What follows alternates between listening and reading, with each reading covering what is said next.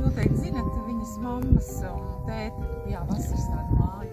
Un jā, un pirmo reizi mums ir tāds mazliet ziemas pasākums, jo ir Martas Liepiņas skūnas tāds skulptūriņas, ko var apskatīt, jā,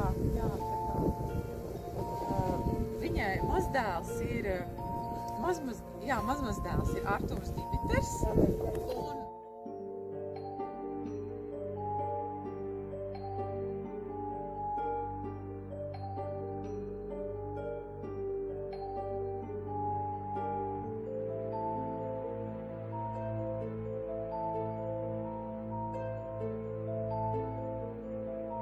ir tāda konstruktīvisma stils viņai tāds skulptūriņām ir 100 gadu, tas ir vairāk, jā.